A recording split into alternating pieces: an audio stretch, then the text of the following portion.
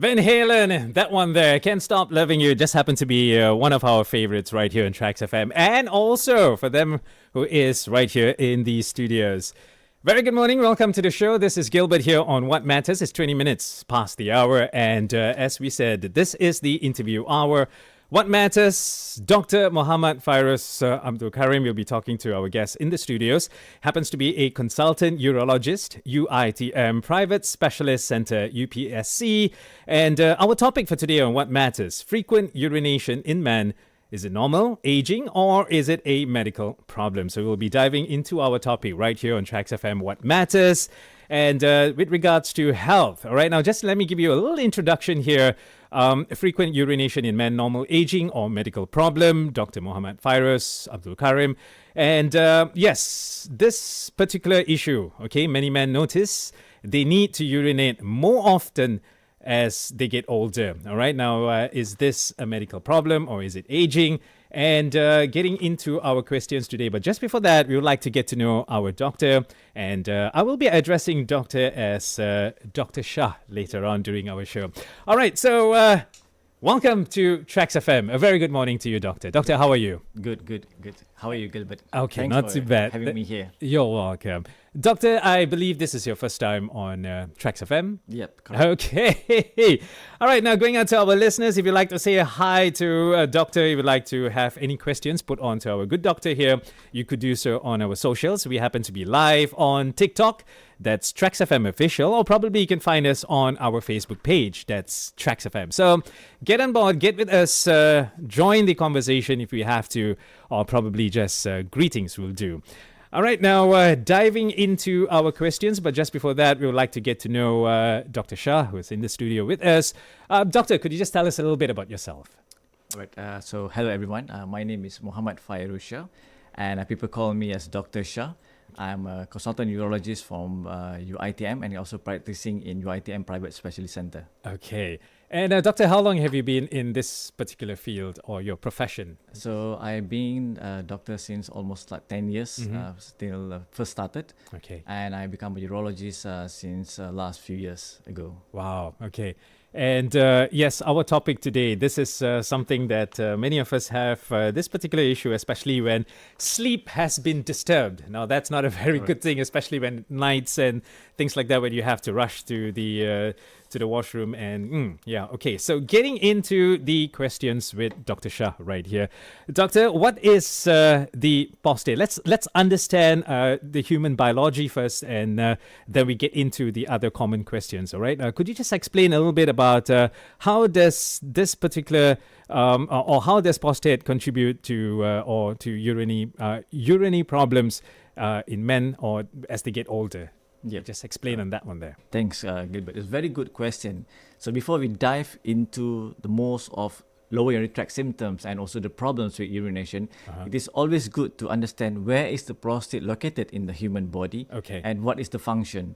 Right. So basically, the prostate is like a small walnut gland that is actually located just below the bladder, and it is actually encircling into a urine tube. So what this urine tube does is actually it drains all the urine from the bladder out of the body when the patient or the male urinate. So in other words, that if I give you the analogy, it's like if you have a donut and you put a straw in the middle.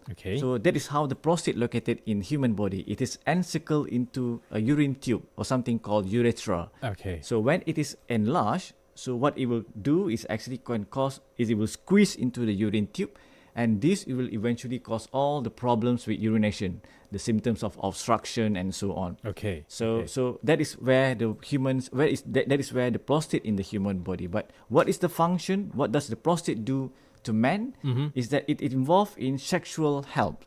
So the prostate will secrete something called a nutritious fluid into the semen, and it helps in terms when a man's having the ejaculation. Yeah, so next time if you have or you ate a donut, so think about your prostate, Gilbert, next time. So that will give you more concerns about, yes, I must take care of my prostate. Right, so go ahead and eat more donuts, minus the sugar. Yeah, correct. True, yeah. All right. Doctor, thank you for the explanation. Now, how common are urinary symptoms and what is called as BP BPH among Malaysian men. Could you just elaborate a little bit on BPH? Yep.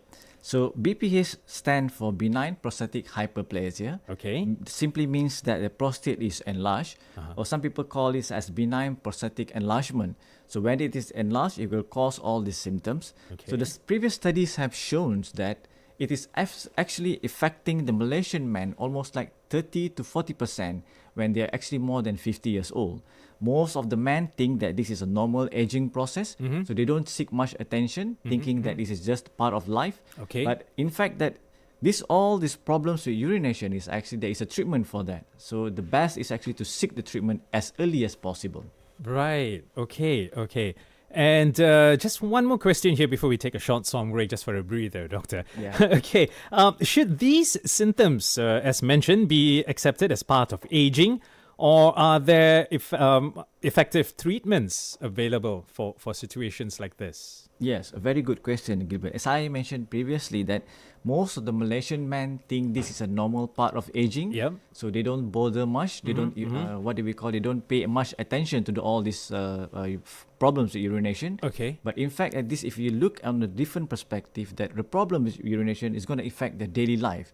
Because if they have to wake up too many times at night just to pass out the urine, actually will affect their sleep quality. Sleep deprived, yeah. Correct, yeah. So the sleep quality will be disturbed. So when this thing happen, which actually they have something called daytime somnolence. They feel a bit of tired, sleepy in the morning. Nostalgic and things like that. Yes, yeah. correct. So eventually this will lead into affect their productivity in the day life. So a simple things that just affecting the problems with urination, if you look on different perspective, it's going to affect your quality of life and also your productivity. Furthermore, if you look at different view, that if you have a problems with urination, so it's a bit difficult for you to travel because you are thinking about which toilet that you have to go to, right? And you have to arrange for the toilets and so on. And if you see that sometimes when people have this LUT symptom, we call this a lower urinary tract symptom. Okay. That affecting problems with urination will cause the patient to affect their productivity, and sometimes if it's so severe, it can also affect your intimacy with the partner. Wow, it gets so deep for something which is so minor, so small that you think it's so small. Correct. But it isn't. Yes. All right. When we come back, right after the song break, when should men seek medical advice and all the other questions that we'll be putting on to Dr. Shah. So keep yourself locked in right here on TRAXXfm. And if you have any other questions that you would like to ask, definitely we will be accepting them.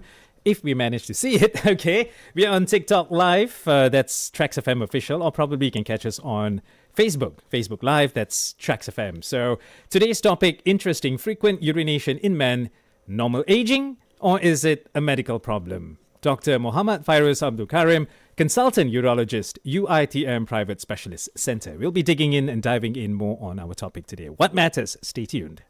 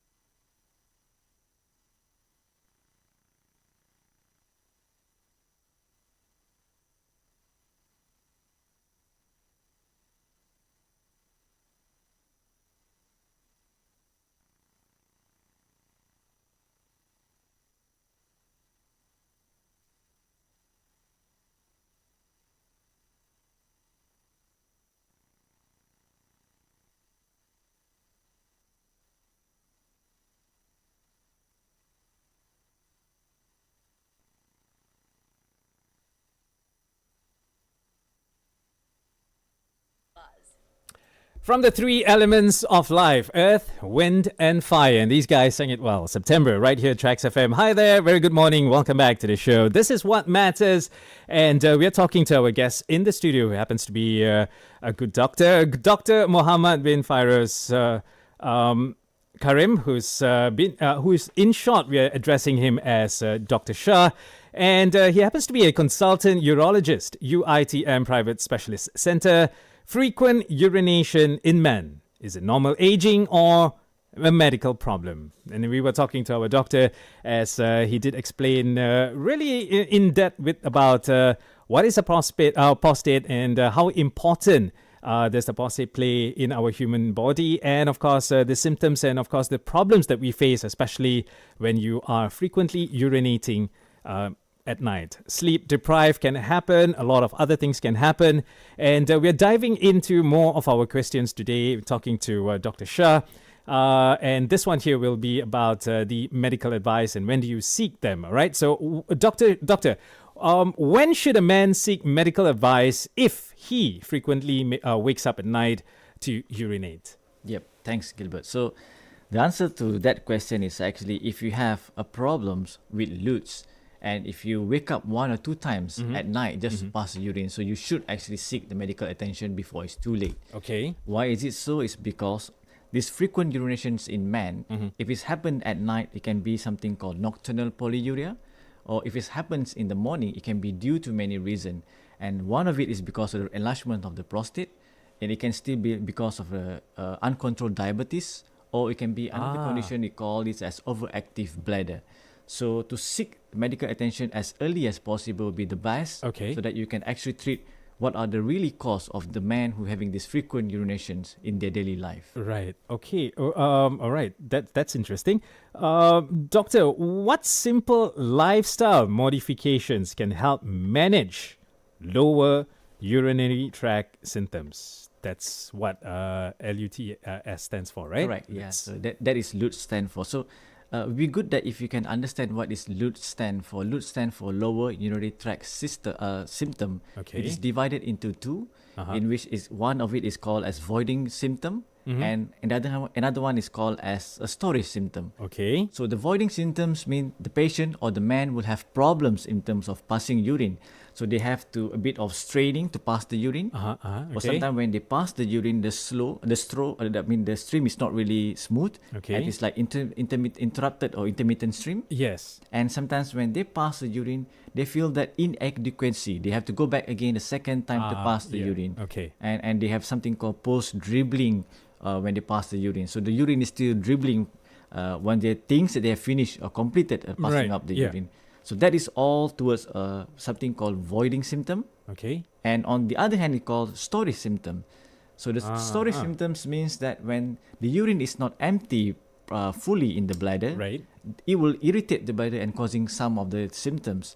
The most common one we call it as frequency, where they have to go multiple times to the toilet. And they have something called urgency. So what it means by urgency is that when the patient have the sensation to pass the urine, they cannot defer. They cannot postpone it. Otherwise, they will leak something called incontinence.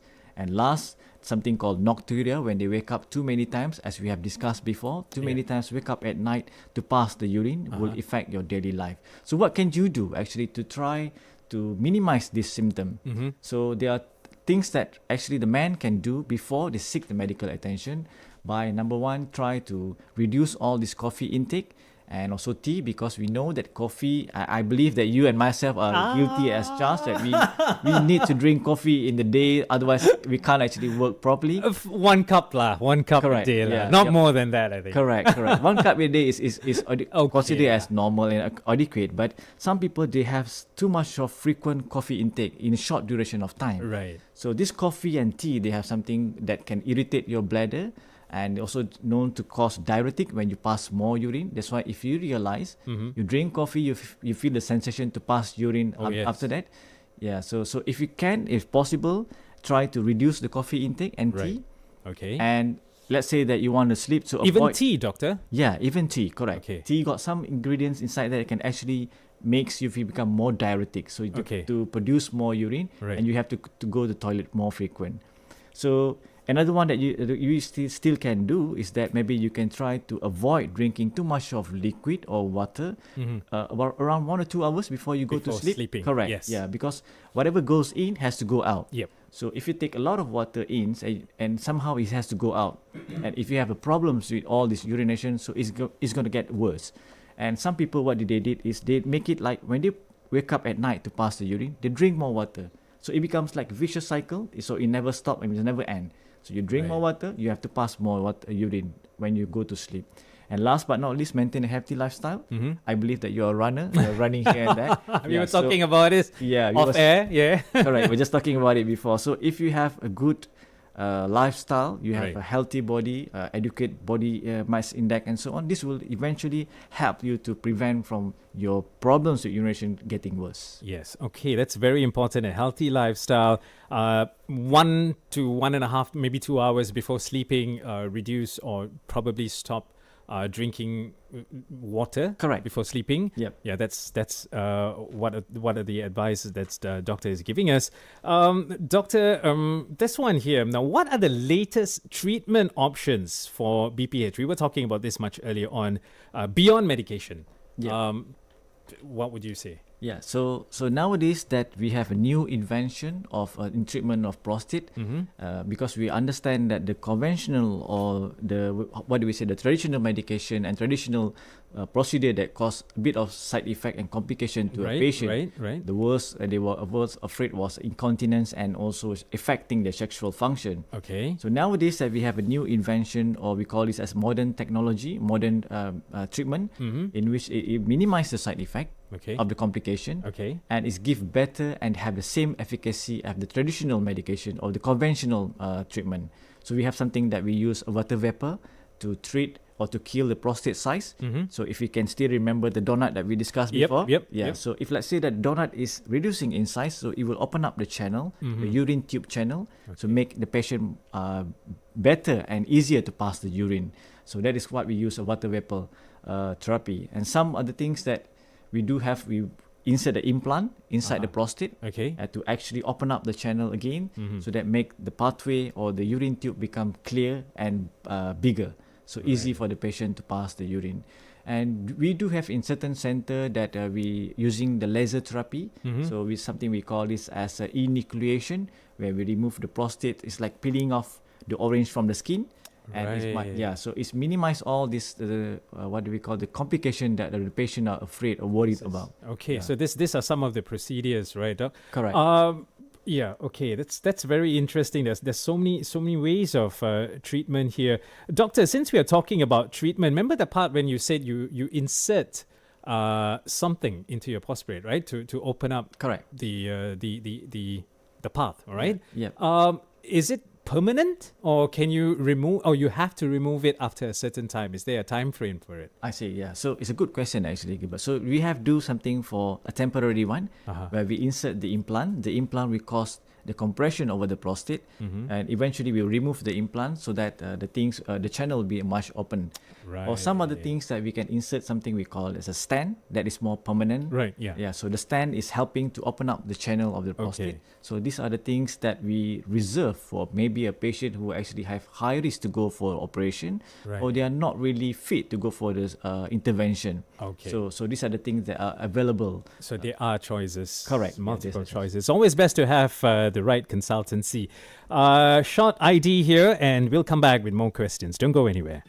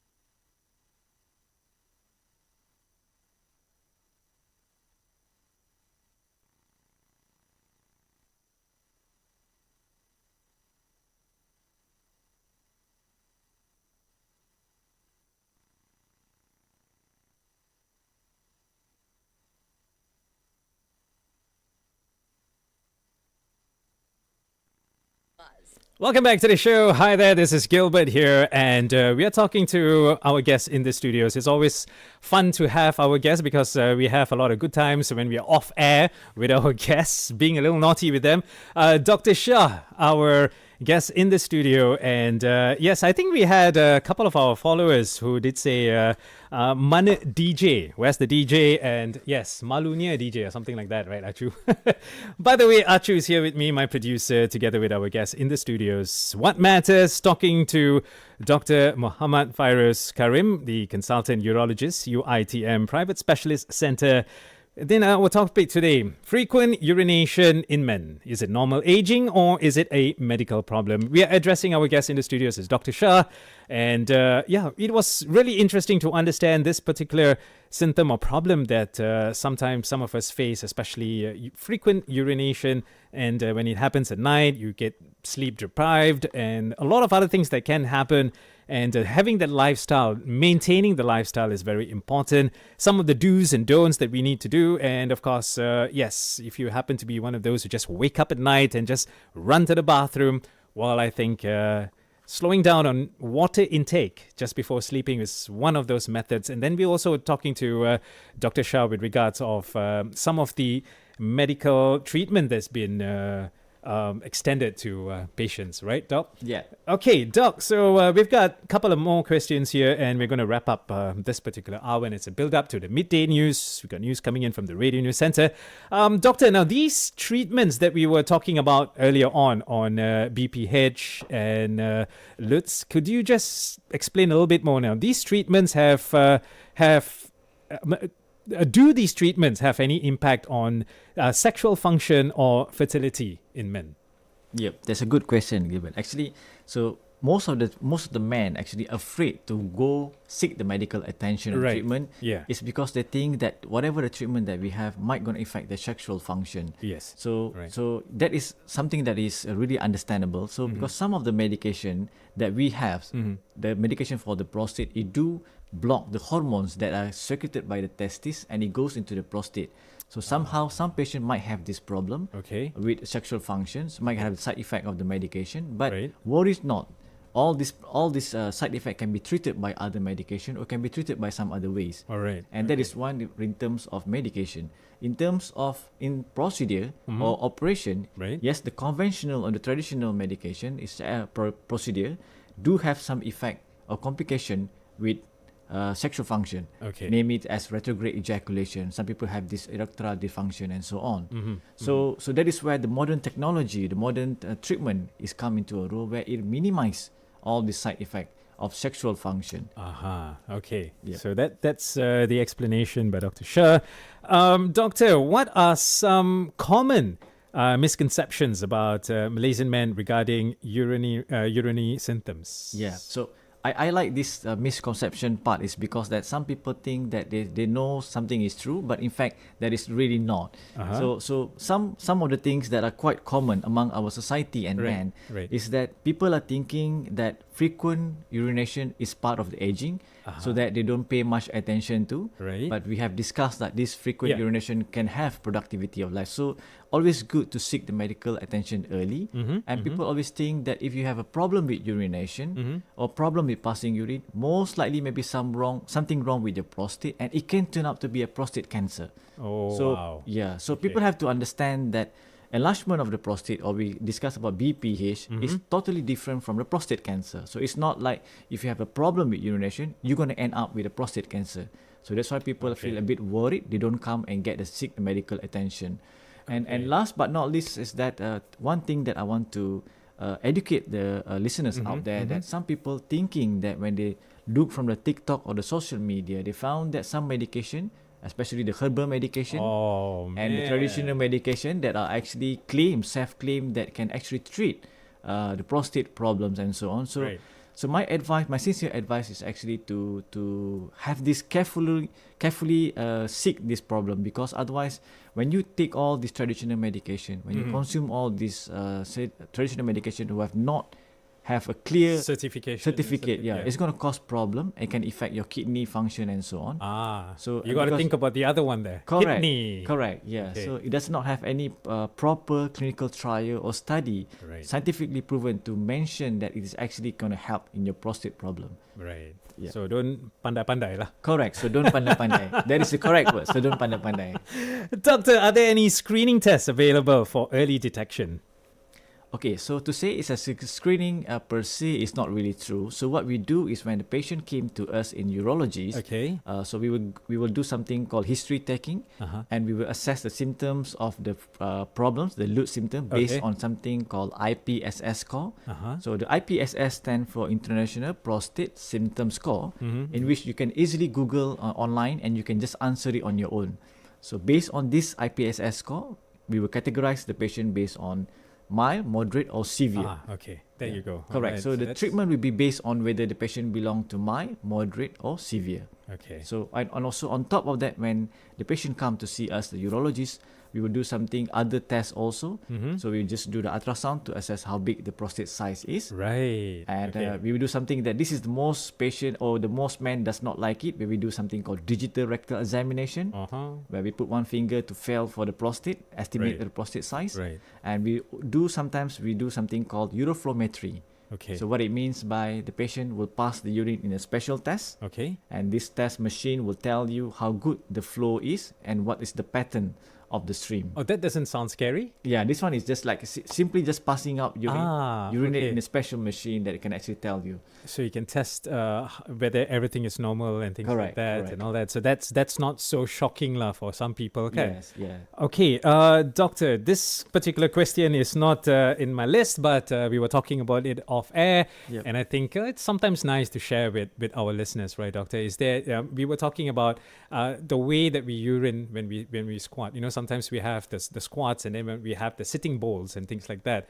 So is that something that all men should be practicing? At least squat when you're easing yourself? Yeah. So always good if, let's say, off the record. If it's feasible and easy for you, the best position, of course, to pass the motion and also urine is in squatting, because it helps to clear and the channel become clear. But I understand that sometimes it's a bit difficult and it's not feasible. In certain toilet, we don't have it here. And most men get used to passing urine as a standing position. Standing positions. Correct. All right. So think about that one there. Okay, it's off the list. All right. Thank you so much, doctor, for joining us on the show. What Matters. Thank you so much once again. Glad to be here. Thank you for having me here. Nice to have someone who explained something that probably we might just feel embarrassed to talk about it, but we are doing it right here on air live where everyone can hear us. And this is very important, especially when it comes to health in men. Thank you so much, doctor, for joining us once again. No worries. All right. And thank you to my producer, Achu. Thank you for being here. And to our listeners, thank you for keeping it locked in right here on TRAXXfm. This is me, Gilbert, here to build up to the midday news coming up in 7 minutes. When we come back, it's going to be more good music, keeping you entertained right after 3 o'clock. Stay tuned.